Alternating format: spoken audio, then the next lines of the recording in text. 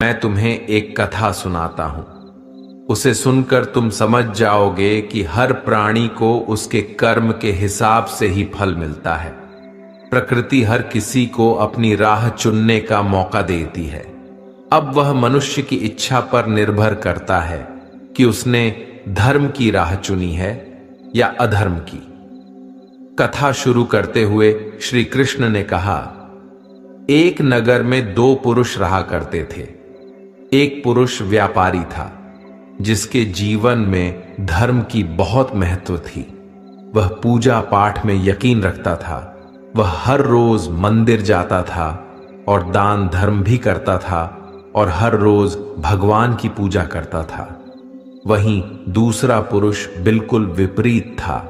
वह हर रोज मंदिर तो जाता था लेकिन पूजा करने नहीं, बल्कि मंदिर के बाहर से जूते चप्पल चुराने जाता था। उसे दान और धर्म से कोई लेना देना नहीं था। समय बीतता गया और एक दिन बहुत जोर की बारिश हो रही थी। इस वजह से मंदिर में पुजारी के अलावा कोई नहीं था। यह बात जब दूसरे पुरुष को पता चली तो उसने कहा कि यह सही मौका है मंदिर का धन चुराने का। पंडित से नजर बचाकर उसने मंदिर का सारा धन चुरा लिया। उसी समय धर्म कर्म में विश्वास रखने वाला व्यक्ति भी मंदिर पहुंचा। दुर्भाग्य से मंदिर के पुजारी ने उसे ही चोर समझ लिया और चिल्लाने लगे। वहां लोग एकत्र हो गए और उसे बहुत मारा। किसी तरह वह बचते बचाते वहां से निकला तो दुर्भाग्य ने उसका साथ वहां भी नहीं छोड़ा। मंदिर के बाहर वह एक गाड़ी से टकरा गया और घायल हो गया। फिर वह व्यापारी लंगड़ाते हुए घर जाने लगा तो रास्ते में उसकी मुलाकात उस पुरुष से हुई जिसने मंदिर से धन चुराया था। उसने कहा, आज तो मेरी किस्मत चमक गई, एक साथ इतना सारा धन मिल गया। यह सब देखकर उसे बहुत बुरा लगा और उसने अपने घर से भगवान की सारी तस्वीरें निकाल दी। कुछ सालों बाद दोनों पुरुषों की मृत्यु हो गई। मरने के बाद जब दोनों यमराज की सभा में पहुंचे और भले पुरुष ने दूसरे व्यक्ति को देखा तो उसे बहुत गुस्सा आया।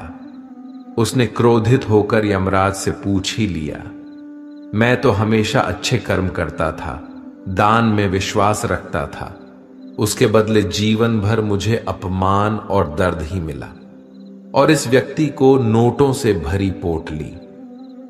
आखिर ऐसा भेदभाव क्यों? इस पर यमराज ने कहा, पुत्र, तुम गलत समझ रहे हो।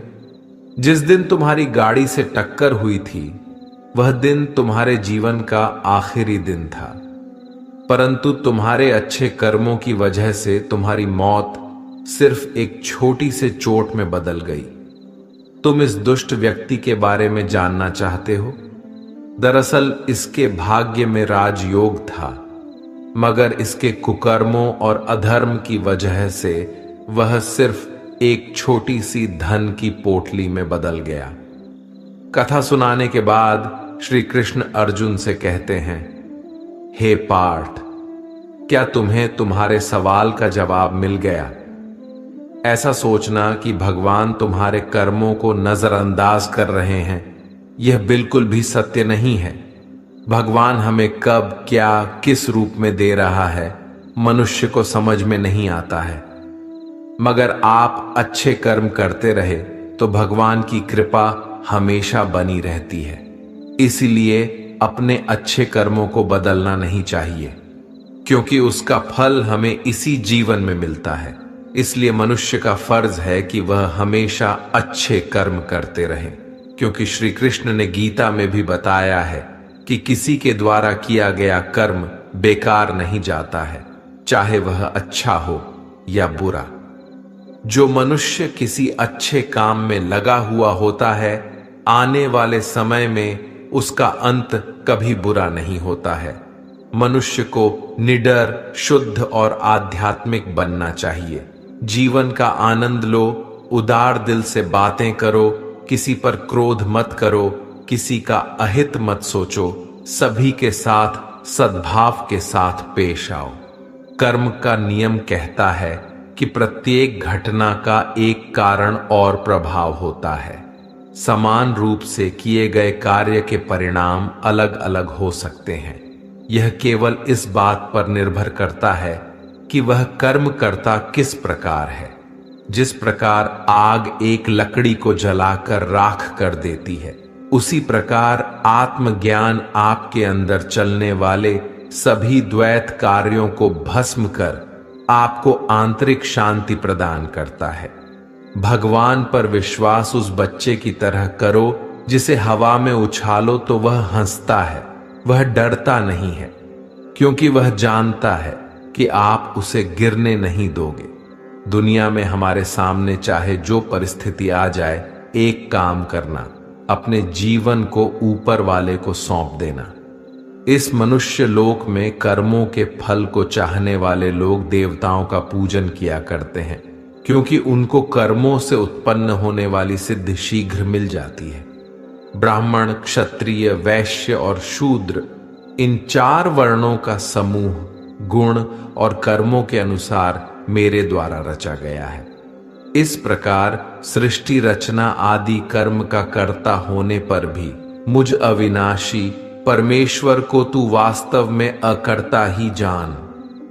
कर्मों के फल में मेरी स्पृहा नहीं है, इसलिए मुझे कर्म लिप्त नहीं करते।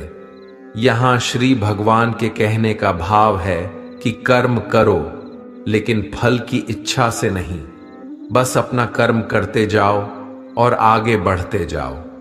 पूर्व काल में पूर्वजों ने भी इस प्रकार मेरे बताए अनुसार ही कर्म किए हैं और मोक्ष को प्राप्त हुए हैं।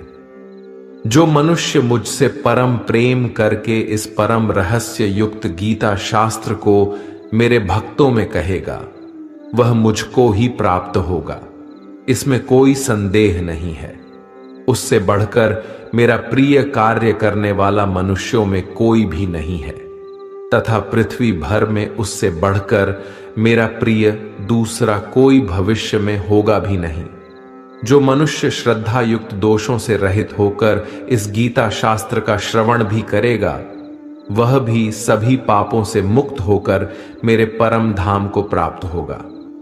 दोस्तों, अगर आपको हमारा यह वीडियो पसंद आया तो कमेंट में जय श्री राधे कृष्ण लिखें और ऐसे ही प्रेरणादायक वीडियो देखने के लिए हमारे चैनल को सब्सक्राइब करें। आपका बहुत बहुत धन्यवाद। जय श्री राधे कृष्ण।